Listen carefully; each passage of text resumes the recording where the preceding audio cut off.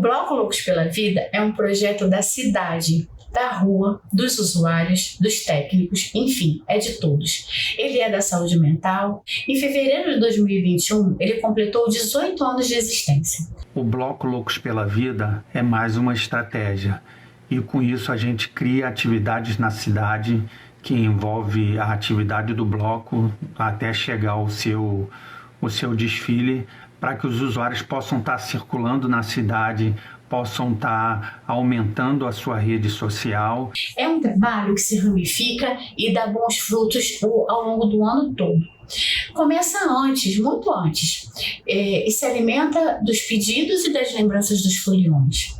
E nós, ao longo do ano, vamos ali promovendo encontros que já fazíamos e sempre fizemos isso, é a natureza, é o mandato do nosso serviço, né? A convivência, conviver, nos encontrar, sempre no território, na cidade. E também, o que a gente mais gosta é praça, praia, até praia, a gente vai, leva o violãozinho e canta e toca junto, e esse fazer musical junto vai promovendo toda uma integração. E participando com as outras pessoas da cultura do carnaval.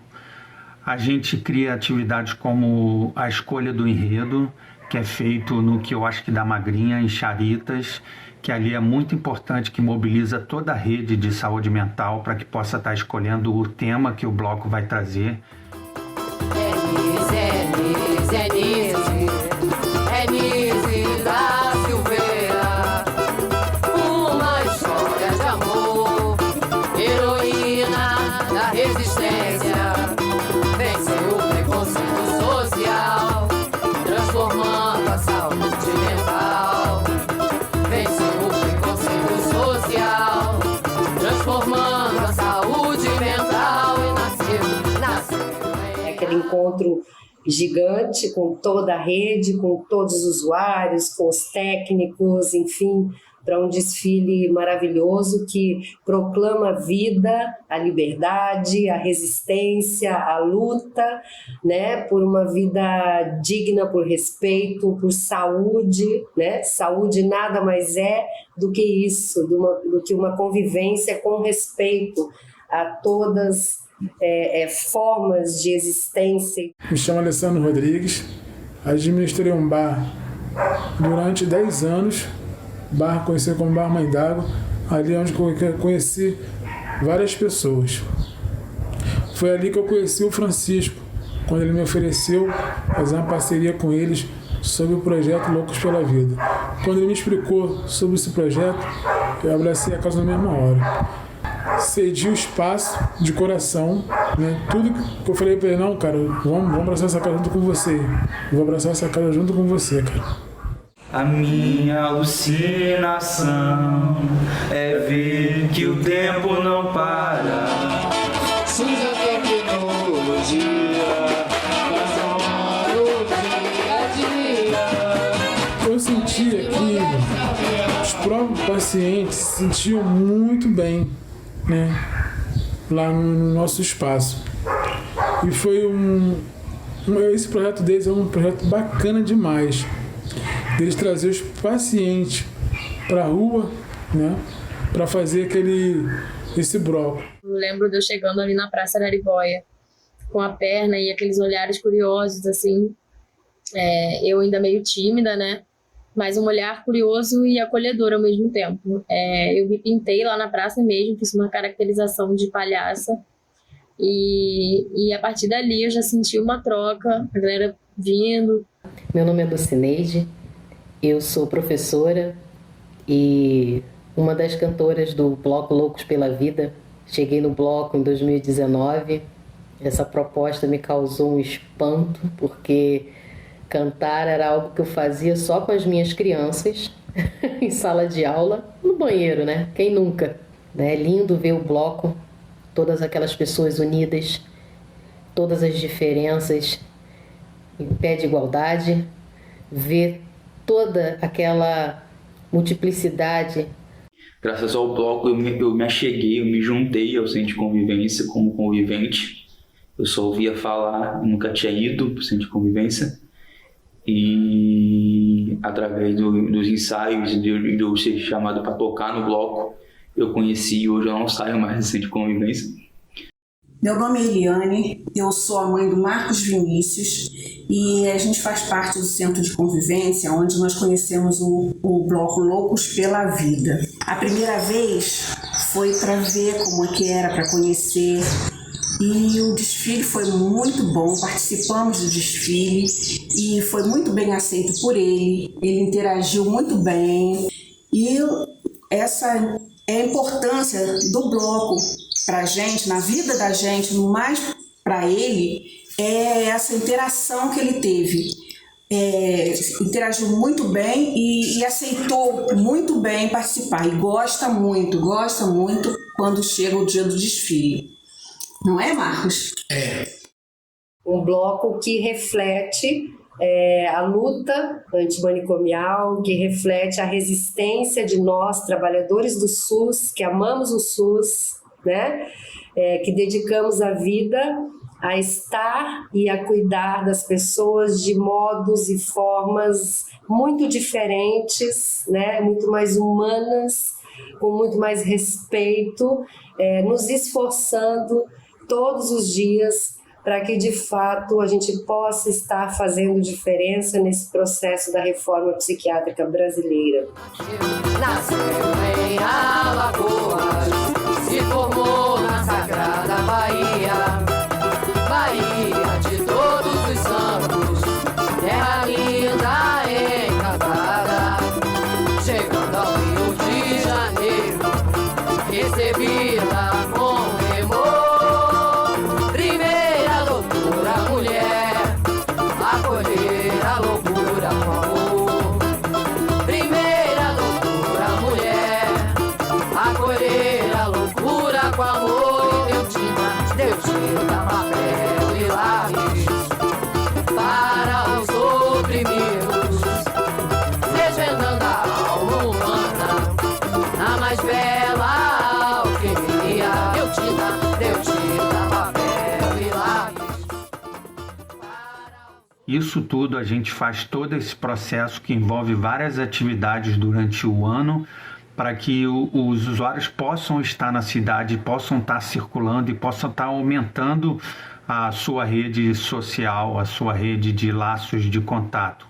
E todo esse trabalho ele é feito com o desejo dos profissionais e de todos os parceiros e de todas as pessoas que estão envolvidas nisso, né?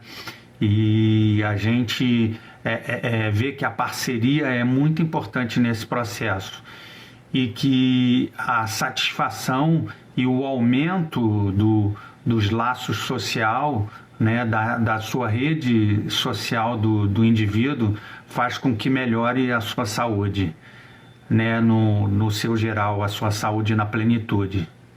De pensar esse usuário, de olhar esse indivíduo a partir das suas potencialidades, do que ele pode trazer de benefício para ele, no sentido de olhar que essa pessoa, além de um paciente de saúde mental que demanda o tratamento medicamentoso, que demanda o tratamento psicoterápico, também é um sujeito. Música é vida, música é saúde, música é alegria, e como dizia Rita Lee, naquela canção maravilhosa dela, né?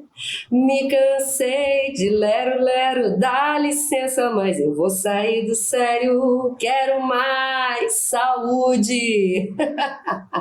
Então vamos deixar de lero-lero, vamos cantar e que venha o próximo carnaval com vacina para todo mundo. Vacina sim. Beijo.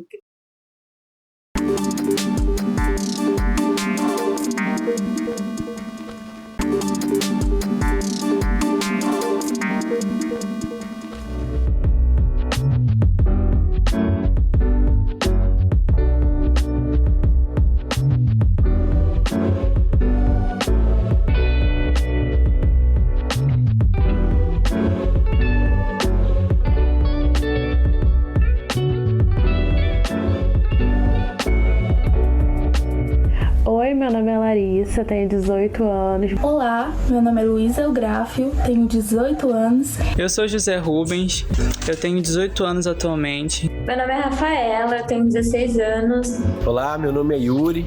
Meu nome é Camila, eu tenho 20 anos. Meu nome é Maria Eduarda, eu tenho 21 anos. Oi, gente. Meu nome é Zuri. Eu tenho 20 anos. No começo da pandemia, eu achei que a quarentena ia durar poucos dias e que logo menos eu ia voltar à minha rotina de ir pra escola, de ver meus amigos, de sair pra onde eu quiser sem usar máscara, fazer cursos, arrumar emprego. Essa era o que eu queria pra esse ano. Só que aí, ao longo do tempo, eu fui percebendo que a quarentena não ia acabar tão cedo. E isso me frustrou bastante ao ponto de eu só comer e dormir o dia todo. Atrapalhou muito a minha vida porque eu queria muito estudar no meu 3º ano para poder fazer um concurso, para poder fazer a prova para Corpo de Bombeiro. E acabou que eu não tive como fazer essa prova porque a UERJ não conseguiu pegar os documentos necessários para a isenção da prova e uma série de complicações por conta da pandemia. Sou uma pessoa trans, não binária e bissexual. A pandemia para mim chegou igual uma bomba de Hiroshima e Nagasaki, só que 1000 vezes pior. Porque eu já cheguei tomando uma bomba no trabalho porque eu fui demitida. Tomei uma bomba no Enem de 2019, então eu estava estudando para fazer o Enem de 2020. E nesse sistema de EAD foi horrível para mim. Não consegui, me adaptar muito bem no início e tudo mais. Tem uma diferença, né, de você estar dentro da sala de aula, ali ao vivo com o professor, conversando, trocando ideia, com todo mundo com a câmera aberta, e você tá ali sentado no computador, no ambiente do seu quarto, da sua sala, então você acabou ocupando espaços que antes eram espaços de descanso, espaços de lazer dentro do ambiente familiar, dentro de casa, para ter que se centrar para trabalhar, ter que se centrar para poder estudar, e isso é muito difícil, né? O que ficou muito evidente logo no início foi a queda nas interações, né? O nosso distanciamento relacional mesmo. Então, professores interagindo pouco com estudantes distantes entre si, né? Foi um dos impactos, especialmente nos primeiros meses em que era tudo muito novo e a gente estava ainda se adaptando, né, com as reuniões virtuais e todas as novas ferramentas. A gente tem essa ideia, esse conceito, né, esse método de utilizar a rua como um espaço de convivência, um espaço de relação humana e de defesa de direitos em relação aos direitos humanos de todas as pessoas, principalmente de crianças e adolescentes. E pela primeira vez na vida, né, nós nos vimos ter que parar o nosso trabalho. O impacto da pandemia, né, fez com que a Pisar Sertão tivesse que ressignificar o atendimento e todas as práticas de atividades socioeducativas para esse público. Mas considerando o abalo emocional que a pandemia veio trazer a esses jovens.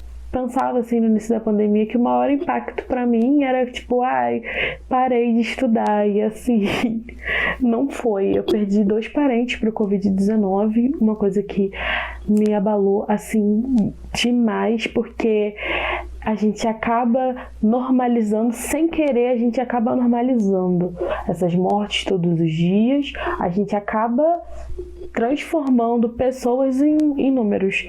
E quando a gente vê esses números, num tio, num primo, num pai, num avô, a gente fica assim, meu Deus, essas pessoas, existem, estão morrendo e têm uma vida. Então, algumas coisas que já eram problema, né, como as desigualdades sociais, elas já eram problema, e aí quando chega a pandemia, ela coloca uma lupa, né, coloca uma câmera, dá um zoom e percebe quão diferente nós somos atualmente, em pleno século XXI, né?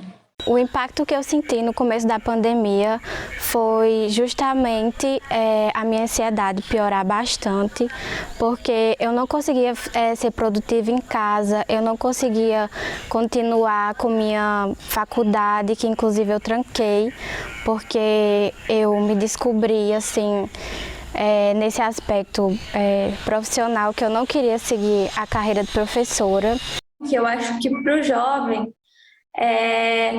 foi muito mais difícil. Então, assim, eu tenho amigas que têm depressão e na pandemia isso piorou. Então, eu tenho amigas que, infelizmente, no meio dessa pandemia toda, tentaram se suicidar, por exemplo. E é algo muito grave, muito sério, mas eu acredito que a pandemia tenha agravado.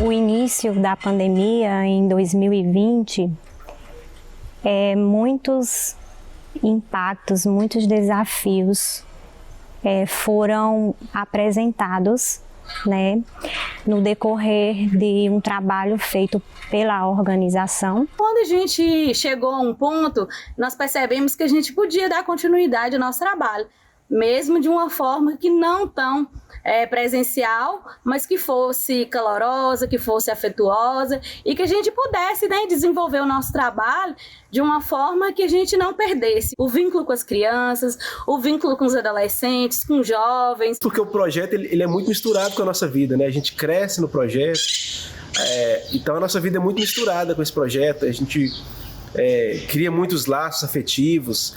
E nesse momento de distanciamento, né, ficar sem essa parte integral da nossa vida foi muito difícil. É muito complicado porque antes eu estava de manhã fora de casa, chegava, fazia as coisas da escola, fazia tudo que tinha que fazer. Então, agora eu me pego 24 horas com a minha mãe e com a minha avó. Então acaba surgindo alguns conflitos. Todo mundo na pandemia ficou muito intenso. Todo mundo assim acabou, eu digo por mim e pelas pessoas que eu me relaciono, eu senti que as relações ficaram muito mais intensas, porque todo mundo tá assim super à flor da pele, não sabe se alguma coisa vai acontecer. Na questão de ajuda psicológica, eu precisei, porque é muito importante, né? Sempre estar com um profissional perto, mesmo que eu não tenha tido tantas consultas, porque é realmente um pouco mais caro ter consultas psicológicas. Precisei de ajuda psicológica, inclusive ainda tenho recebido ajuda psicológica, de um trabalho voluntário, e eu converso com eles semanalmente, toda terça-feira, porque tem muita coisa que acontece, que eu enfrento, que eu preciso conversar com alguém, eu preciso me expressar, eu preciso escrever o quanto eu estou chateado, magoado, ferido, e eu sabia que eu não poderia lidar com essa pandemia toda sozinho, então a partir de outubro de 2020 eu comecei a receber atendimento psicológico. Psicólogo é visto como alguém que trabalha para quem tem um poder aquisitivo, para quem tem dinheiro. Mas eu acho que os psicólogos têm que ocupar um lugar para todo tipo de pessoa, não tem que ser um lugar de difícil acesso. Por exemplo, em escola pública a gente não vê psicólogo agindo e atuando. A questão da saúde mental, saúde emocional, ela foi algo e é algo bastante presente, né? A gente entende que as dificuldades que as pessoas passavam agora com a pandemia, todas elas se agravaram. O ano de 2020, a Pisada Sertão passou a realizar atendimentos psicossocial com as famílias, principalmente as famílias que estavam emocionalmente abaladas com o contexto da pandemia. Devido ao quadro que estavam de isolamento social, a falta de contato com os amigos, a falta de contato na escola, a falta de contato com a brincadeira, com o ambiente, com o território.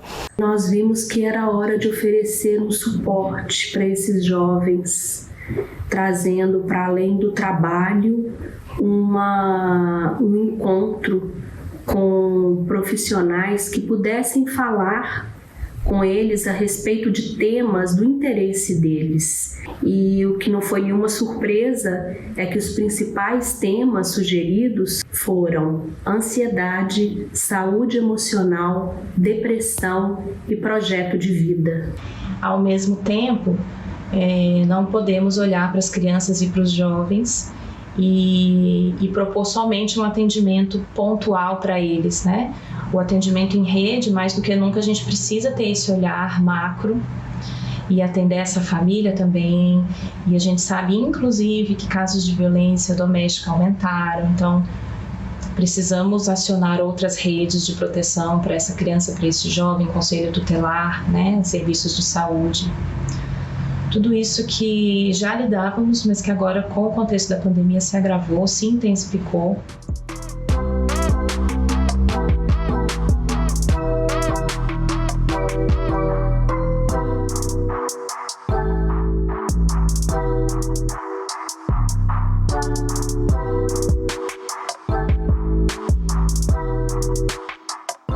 Uma coisa que me ajudou muito assim na pandemia, né, uma das coisas boas foi os Jovens Comunicadores, que eu conheci o projeto em agosto e assim, me apaixonei e tipo, foi no momento que eu tava tipo muito assim, meio perdida porque as aulas estavam suspensas, não tinha absolutamente nada para fazer e os jovens com toda essa formação, né, de audiovisual, de produção de texto, todas essas coisas me fez fazer algumas coisas, produzir algumas coisas. Acho que a pandemia me mostrou muito sobre mim, coisas que eu não sabia sobre mim. Eu acabei aprendendo. Na pandemia eu me aperfeiçoei muito na fotografia, que era uma coisa que eu já gostava, mas eu comecei a buscar mais, praticar mais. Comecei a ter novas formas de encontrar espaços de lazer, espaços de me conhecer, sabe? Acho que isso foi muito importante porque eu comecei a ver lados meus que eu nunca tinha conhecido, como por exemplo, desenhar, culinária, comecei a cozinhar, isso foi muito interessante. Nesse momento, durante o período de pandemia, eu comecei a me conectar com vários movimentos juvenis e comecei a me conectar com outros jovens, que se não fosse por conta da pandemia e da gente ter que se inserir mais no mundo online, eu não teria oportunidade de conhecer pessoas que hoje são amigas, são colegas, que eu troco experiências, eu troco dicas. E eu acho que saúde mental é um assunto que tem que ser falado sim, que tem que ser discutido mesmo, porque se trata da gente e das pessoas que a gente gosta. Então, não tenha vergonha de falar. Se tá difícil, fala pra alguém que você confia, pra alguém que você gosta, que você precisa de ajuda.